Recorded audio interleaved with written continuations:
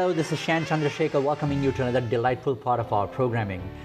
As a part of ATN's tribute to 100 years of Indian cinema, we couldn't do justice if we don't showcase some of the outstanding success that's been created by great Canadians. One such young Canadian is your favorite and the most beautiful Lisaray. Lisaray, who has made a great contribution to both the Indian cinema as well as Canadian cinema and the Western world, television and live theater. Lisa, it's Sean, wonderful to see you. Thank you. What an extraordinary introduction. I'm blushing and I'm very honored. Lisa, you've been described as within the 10 most beautiful women by Times of India. Well, at the time, I do remember it was a huge honor. This was in India at the turn of the millennium.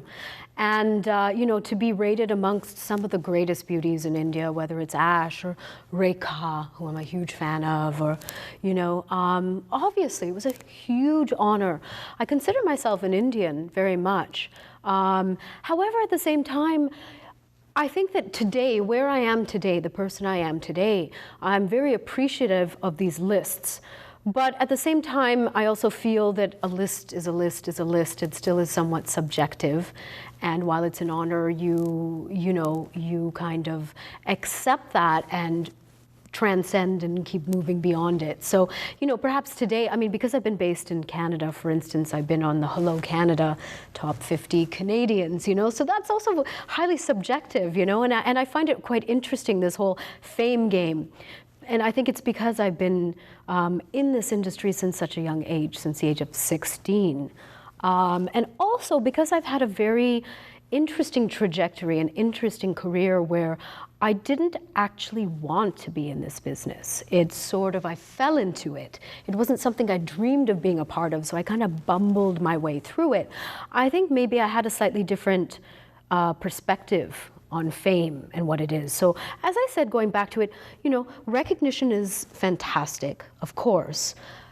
But there's a lot of things in life that I have discovered along the way that are so much more important to me. Being real, being surrounded by fantastic people, and also living your value system, I think, is more important today than being included on any list. That's wonderful. But having said that, being included on one of these lists in Canada at the age of 41, I'll take it. That's wonderful. Oh, you don't I'll look take that it. at all. I'll take it. I'll absolutely take it. You don't look that at all. You look absolutely lovely. It's my Indian genes, I think. That's wonderful. Well, let's just rewind a little bit, okay?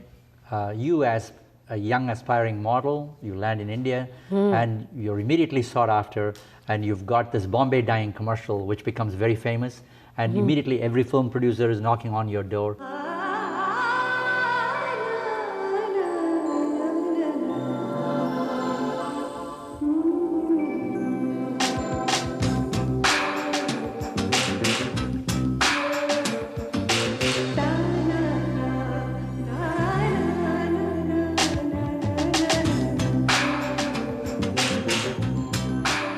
It's interesting because I am working on a book right now, a memoir, so I've started recounting or reflecting back on those days, and it's very different to be reflecting on it again from where I am today. But it's been a real extraordinary adventure. However, India was also very different. When I landed in Bombay in '91, the industry wasn't as organized as it is today.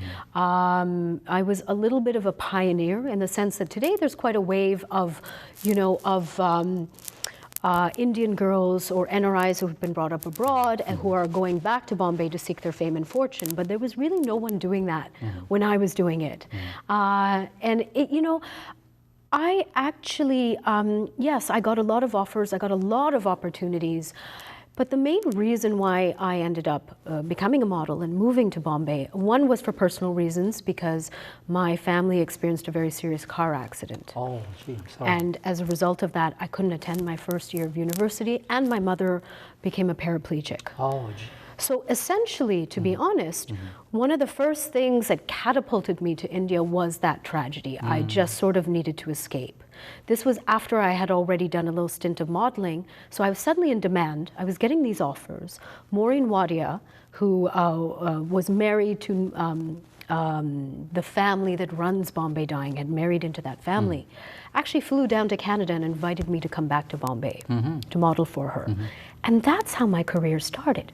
And the reason I agreed to it was not necessarily because I felt I wanted to become a model. I felt I was really poorly prepared to be a model. I'm too short. I felt my face was too fat, and I'm actually an introvert. So I'm shy, but the reason I accepted was because I loved India. I had a true connection with India, and I was fascinated by Bombay because Bombay is a very fascinating city. So I saw it as an opportunity to live in India as opposed to become a model. So what was supposed to be maybe a 1 or 2 year stint suddenly turned into 12 to 15 years before I even realized it. That's how my career started. It really wasn't calculated. Fascinating. We're doing a television special with the lovely Lisaray. Here is a delightful montage of Lisa. Take a look at it. आज अपने दिल पे हाथ रख के कुछ भी मांग लीजिए.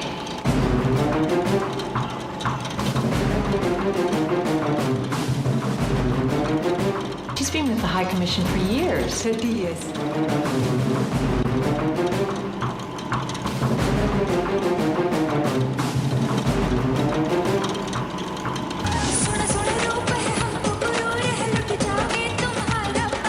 You know, let's go back to Kasoor, one of your first movies in India. That was your premiere, am I right? That was your first movie? That was my premiere in the Hindi film industry, yes, Right, yes. I started getting a lot of offers while I was in Bombay, of course, and I was actually, again, very conflicted for many years about, I've been approached by all of the bests, you know, whether it's Subhash Ghai or Yash Chopra, who unfortunately passed away recently, you know, all of the best directors of that era. And I said, no, I wasn't ready, you know, it felt right at the moment. But however, when this young director called Vikram Bhatt approached me with this very interesting script, with a very, very strong female character, and with a very mixed sensibility. You know, Vikram was mixing Western and Indian sensibilities. I somehow felt ready to plunge into that experience, you know. And I saw it more as an experience as opposed to a career move. And that's really how I've seen every single professional experience of my life. So working on Kasoor was so fascinating because, again, I go back to, well, I wanted to share that I'm a director's actor. And again, if the atmosphere is welcoming, is warm, but also very exciting creatively, count me in. And I grew a lot, I learned a lot. I did not know what the heck I was doing, to be honest, because I hadn't really been trained in acting. I'd been in front of the camera for many years, but acting is a completely different kettle of fish. And it whetted my appetite for more, though. So Vikram was a great director, it was a great story, it was a little bit ahead of its time in India. बोलिए क्या चाहिए आपको?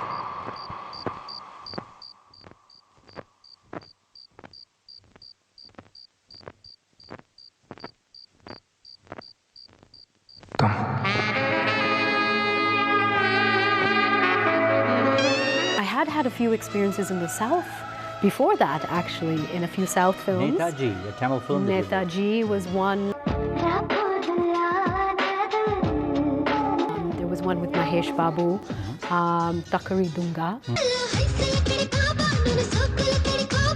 And I even did one in Bangalore as well. Yeah, you did one in Kannada and one in Telugu as well. I wanted to cover everything in India. I wanted to do one in every regional language. And again, for the experience, you know, and I've got great stories out of it. Yeah. But Kasoor opened a lot of doors. तो सिर्फ पूछ रही थी.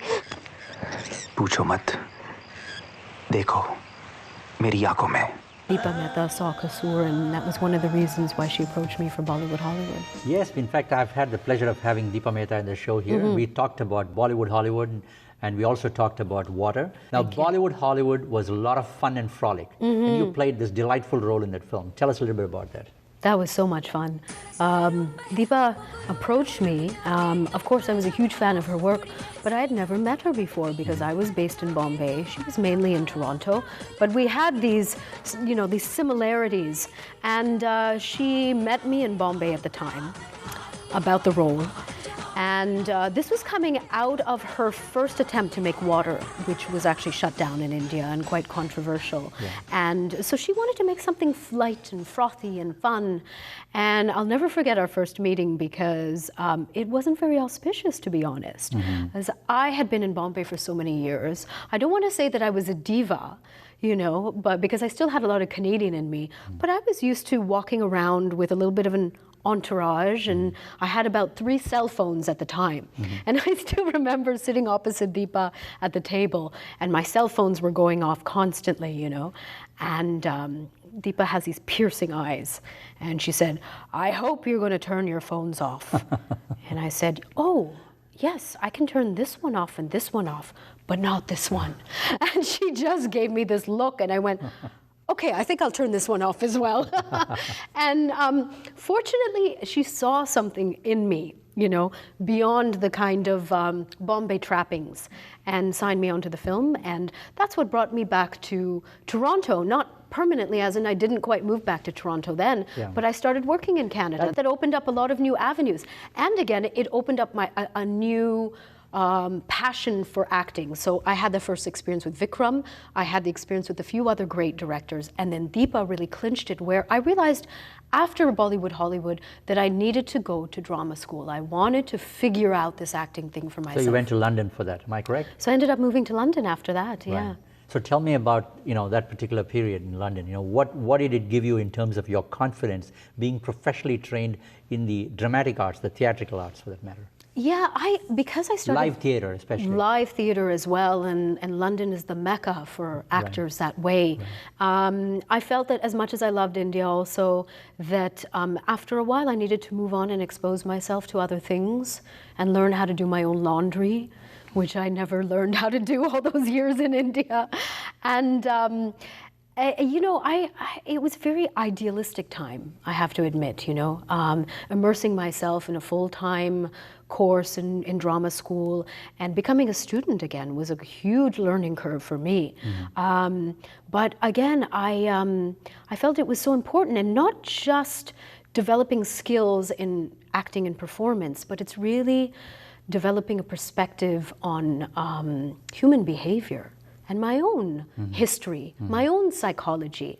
You have to work on yourself a lot to become a good actor and break down a lot of barriers. So it was a very, very intense time. And I developed skills, but also broke down a lot of barriers in myself that I think were very valuable, and I needed to move onward in life. Interesting. We're doing a television special with the lovely Lisaray. There's more to come on the program. Stay tuned. We'll be right back.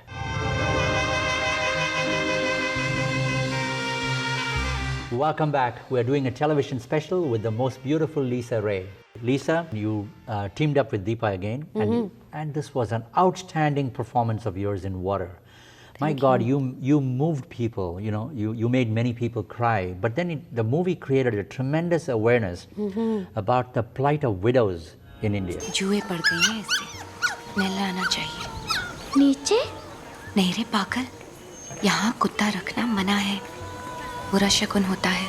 For me personally, it was very touching because it took me back many, many years where before I was born even, my father had made a movie regarding widow remarriage because of the fact that, in those days, there was a very young widow at the age of 14 or 15, she lost her husband and her, hair was shaved off. And then she had to wear white, cloth around, and then she could never marry for the rest of her life, and she was somewhat shunned. And so he made a film against that. In fact, it was far ahead of his times. And it was wonderful to see Deepa. When you look at the 100 years of Indian cinema, B.R. Chopra had made another film like that as well. So in Canada, to create that awareness, you as a Canadian artist, you literally lived that role. I understand it required a bit of preparation on your part, because I heard that you went to Benares and you actually spent some time in a real orphanage for widows, I believe. I ended up going to Vrindavan, actually, not Benares, because there are still Vidva ashrams in Vrindavan.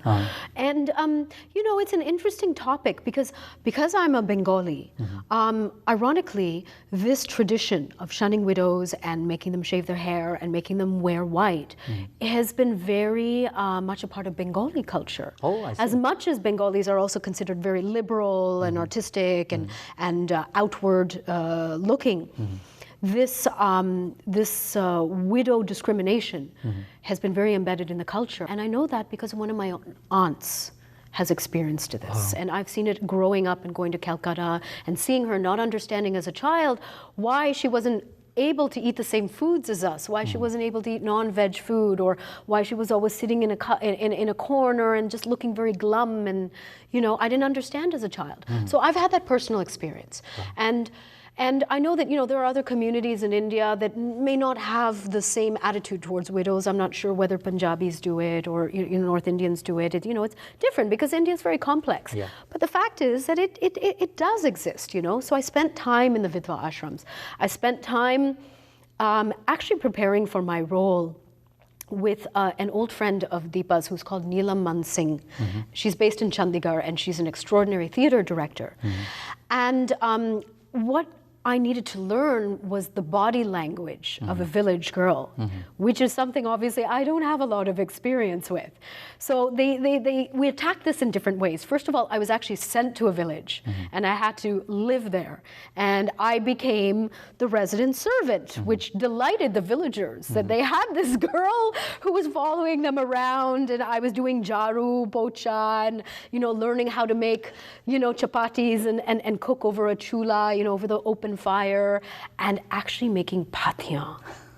Yes, I was at one point up to my elbows in cow dung, you know, making the patiyan. So I really went all out. But the other part of it was that Neelam works with a troupe of theater actors that have come from a village outside of Chandigarh, where a lot of the female roles are played by men. You know, that was the old traditional theatrical school. It was, wasn't it? In India and even in other parts of the world. So I was actually trained in how to become a village girl, in the feminine characteristics of an Indian village girl from men. You made a very interesting analysis, I remember, in one of your statements in the past, comparing the Indian audiences who would go to a cinema in India as compared to the audiences that would go to a cinema in the Western world. Right. Tell us about it. It's a very interesting analogy that you gave, so intriguing, you know.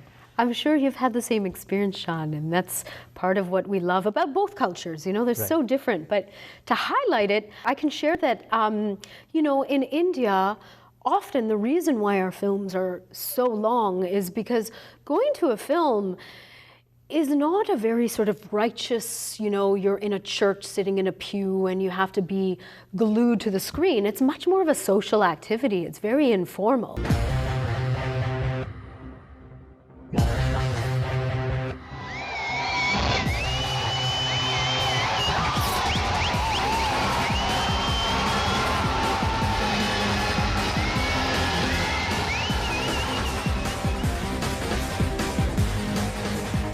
People end up talking with the screen. It's very interactive, yelling back at the screen. We have intermission where everyone has to get up and have some snacks and discuss what's been going on and what's going to happen in the next part of the movie, and kids are running and people are chit-chatting and people are leaning over you and like spilling things all over you. It's so extraordinary. It's so alive, you know, and it's a very, very different viewing experience from that in the West, where again, you know, if you even start chatting with your neighbor, you'll quickly get shushed, right? It's it's like two different worlds, two different experiences. Both have their good points and their bad points, and I love both.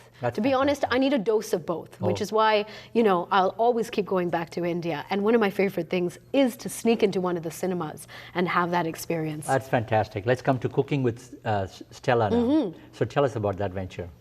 That was also a lot of fun. That was directed by Dilip Mehta, who's Deepa Mehta's brother. Before that, I just wanted to highlight, I'd been doing a lot of indie films. I really found great stories in that era. So I was doing Canadian films, European films, but and had some really interesting experiences. Cooking with Stella took me back to India. We were shooting in Delhi. I thought it was such an interesting story, you know, set in the diplomatic community. And it was actually a story that was based on a friend of Deepa's, you know, her own daughter, who also subsequently became a friend and who was posted in India, who's a Canadian girl of Indian origin, but posted in the Canadian consulate, High Commission in Delhi. Diplomat? Diplomat. Diplomat baby. Welcome to New Delhi. It's a fascinating world, again, this world of you know, diplomats, you know, where they've actually transplanted Ottawa into Delhi. And again, what a contrast of worlds. That's something that always fascinates me. So I loved working on that. We got to like hang out in Delhi. It was a reunion of a lot of the same crew that we had worked on, even in Water, even in Bollywood Hollywood. Dilip Mehta is an extraordinary guy. He's I mean, I'm saying he's Deepa's brother, but he's so much more. He is a great photojournalist in his own right. He's got a great visual aesthetic. And I consider him, again, extended family as much as I consider Deepa extended family. I'm very privileged to consider her a mentor, almost a mother figure as well. So, you know, it was a great reunion of a kind of a crew and a cast that I feel really comfortable with, and a very interesting story. Fascinating. We've been talking about the film industry and Lisaray. Great contribution to Indian cinema. When we come back, we'll be talking about an extremely important phase of her life.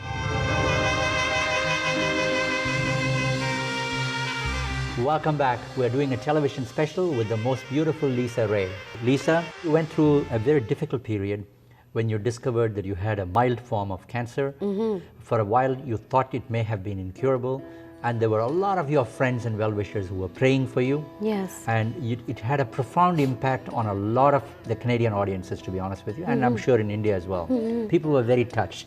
But it was remarkable how, you know, you had a sense of optimism throughout, all the way through. We watched you. You were not looking for sympathy, but at the same time, you wanted to show to the rest of the world, you will pull through and you will come out ahead. And we are so delighted to see that you won. Okay? Thank you. Tell us about that period. Was it some kind of a divine intervention? What gave you that kind of courage? A little bit of everything, you know. I mean, every point that you reach in life is a result of all the experiences, you know. I really do believe in a sense of, you know, there being a guiding force in life, you know. We still have personal choice, but, you know, I'm very spiritually oriented that way, and very Indian in my outlook ultimately. So I've been a little bit of a spiritual seeker along the way. You know, I've done a lot of retreats. I've been doing meditation in the mountains in India for many years, or yoga. I recently, you know, I opened a yoga studio as well. Moksha, yeah. But I've been practicing yoga for many, many years. So, you know, we practice these things, but then putting them into action, unfortunately, doesn't happen until you're actually in crisis. And, you know, as much as I don't wish this experience upon anyone, it actually was the catalyst. It gave me the opportunity to change my life in ways that I wanted to change, that I needed to change, but wouldn't have done on my own, you know? Cancer really was the full stop. You have to stop now, stop working, stop moving, stop traveling, and reflect on your life, you know. And I mean, it was difficult. Multiple myeloma, which I have, is a blood cancer. It's actually the second most common blood cancer in Canada, but still relatively rare. Yeah. And still considered incurable. I'm actually living with cancer. So I'm on treatment right now, and we'll God have to... bless you. I'm sure, you know, very soon, you know, we hope and pray that, you know, that you wouldn't even have a trace of that. I'm hoping as well, Sean, and that's part of what happened to me during that period, is that I suddenly realized, number one, that I needed to be public about it. Yeah. Because being private about it wasn't really serving me. First of all, I wasn't able to tap into the power of community and support, you know, and because I have been in the public eye, and, you know, I'm fortunate enough to have you could say, a platform where the media will listen to me, I thought, why don't I turn this around? You know, all my life, I've been out there promoting projects, talking about products that I've been modeling for, or films or TV projects. But why not finally use this platform to talk about something that is important to me and that needs awareness, that needs the support? Because with awareness, more money flows there, more research, more drugs, and then we get closer to a cure. And that's a fact, you know? Absolutely. So that's why I decided to go public. That was one of my reasoning. It also gave me a sense of purpose, to be honest. And honestly, it's selfish because I'm helping myself. You know, I'm serving myself by helping to try to find a solution or a cure. It was an extraordinary time. I learned a lot. I got a huge outpouring of support, which wouldn't have happened, like I said, if I hadn't gone public. And I met so many real-life heroes along the way. You know, I mean, the fact is, into everyone's life, some adversity happens. Yeah. You know, it may not be cancer. It could be so many other things. And we're all human beings. And what really where we connect is on that level. You know? But you became an incredible role model. The fact that you created that special project with the Princess Margaret Hospital, that was a great initiative on your part. And because of the fact that it happened to such a young person, because people you normally associate, you know, anything of this kind at a much later stage, but you were awfully young. In years, but I feel like maybe I lived a lot. I No. started early. But it's a wonderful thing that you have really overcome that, and you've also set an example for a lot of others. Now that takes me on to another area. You've been a role model with respect to a young, helping girls in an organization. I forget the name of that. Yes. What is that called? You know, It's a Plan Canada. It's because I am a girl. I've been an ambassador with them for a few years. And again, it's really about highlighting and empowering girls, women in developing nations, because as we know, as soon as you empower a woman or a girl, you empower an entire community. Wow. You know? So, you know, whether we're talking about in Africa and the Masai Mara, or even in certain parts of India, supporting our women, empowering them to be financially independent in some way, to be able to have the tools to make independent decisions is really important, because they enrich a community that way. That's been proven again and again. You talked about the role of women. You know, you've played the role of a teacher, a village girl from the farming community, and you've also done a housewife in South Africa during the apartheid period. Now, tell me about that experience. Yeah. That was also a really fun experience, extraordinary, spending about 3 months in South Africa, playing a woman under apartheid, you know, a housewife who has this awakening when she meets another woman, and, you know, again, being immersed in that period. I think I have something for period pieces. Wonderful. You know, I feel like some of my best work happens during these historical periods. Roles, you know? But I loved working on that film. And I actually think that's one of my best performances, because I really love immersing myself in period. That's great. Now brings me on to the live theater. You know, you're one of the few artists who are not only extremely popular in the silver screen, on television, but you're also on stage. You're so kind, Sean. I don't know where to look. That's a great skill to have all three under one roof. Theater is a very different discipline, and in that it also requires a lot of time and commitment. And I've come across some great actors like Irfan Khan, who now is such a great star. He was actually in Kasoor. He played the lawyer opposite me in a particular scene. And he's a great theater actor. He's come from theater, or Seema Biswas, or a few other. The fact is that also, unfortunately, theater doesn't always pay very well, and people get drawn into film because it's much more lucrative, or TV as well, because it's much more steady and lucrative. But I have come across some extraordinary, Nasiruddin Shah, of course, extraordinary actors, Indian actors, who have come from the theater or still end up going back to the theater. It's a hard juggle, though. It's a very, you know, it's a hard decision to make sometimes if you've got bills to pay. But again, this kind of highlights what has happened through my cancer experiences, because cancer has actually given me the permission to do only what I love. So, you know, whether it's theater, I mean, this is if I hadn't gone through cancer, to be honest, maybe I wouldn't have been doing theater today. And I would have missed out. You know, my life wouldn't have been enriched by that. So that's an example of how cancer has shifted my perspective, because it really isn't just about doing lucrative projects. Well, we at ATN have always supported the Canadian Cancer Society, and we want to unequivocally support you for your cause. Thank you. Any help you need from us, it's for the asking. Sean, I'm thrilled to hear that, because that is so much a part of my life today. Where I am today is really about, you know, I would say I pretty much divide my time today between my professional pursuits, you know, my performance or being on camera, and supporting causes. That's really what drives me today. I'm going to shake your hand on that.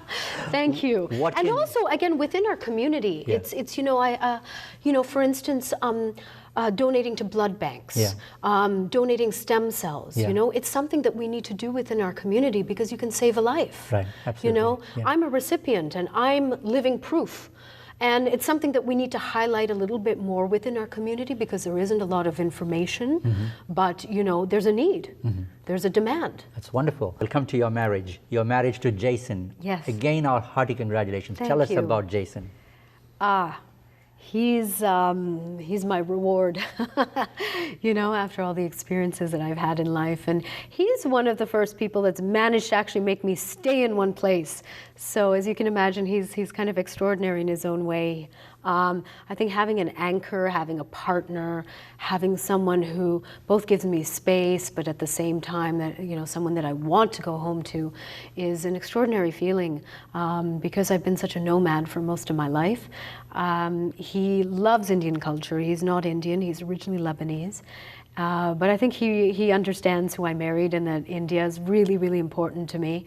So we have a lot of fun, because, you know, I'm able to rediscover our culture by explaining it to him as well. That's often what happens.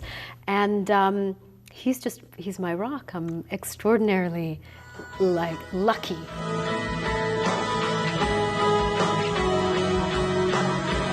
So I'm ready.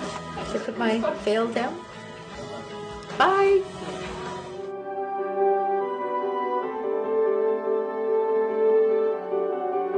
Lisa, I promise to love you always. I promise to love you with your long wavy hair, and no less if ever again it falls away. I promise to knowingly and lovingly participate in shaping our life together. I pronounce that the two of you should be husband and wife. Jason, would you like to kiss your wife? Gladly. I've never felt more protected and more supported and more in love than I ever have with anyone else. That's wonderful. I found him. That's wonderful. Well, convey our best wishes and congratulations to him. And our congratulations to you on your performance now, on being the host of one of the top shows on the Food Network, Top Chef, I guess.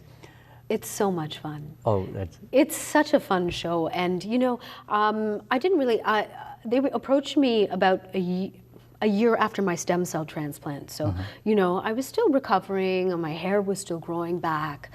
And I thought that, you know, I wanted to take on a new experience. I didn't feel ready to go back into acting, because that is a little bit more demanding often, even in terms of hours, commitment, and emotionally. But I thought that I'm totally the right person for this. You know, I'm a foodie. I consider myself a professional eater. I've eaten my way across the world. And I also felt that it would, you know, I wanted to be able to maybe represent through my own way, you know, not just the audience, and ask the right, you know, ask the questions, and not set myself up as a food expert, but someone who's passionate about food, but also represent India in whatever way I could. And on our last season, we actually had an Indian food episode, and I was so proud of that. That's wonderful. Well, Lisa, it's such a pleasure having you in the program with us, and may God bless you, and we want to wish you all the best, and we'd love to have you back sometime soon in the program. Keep up that great work you're doing. Thank you. I'm definitely coming back. I really enjoyed this interview. It's a pleasure. And again, hearty congratulations on all of your successes. I think you're just a shining example also in our community here of someone who's transcended and managed to put together two very different cultures and created something so exciting and new. You know, we're very proud of you. You're such a beautiful person. God Thank bless you. you.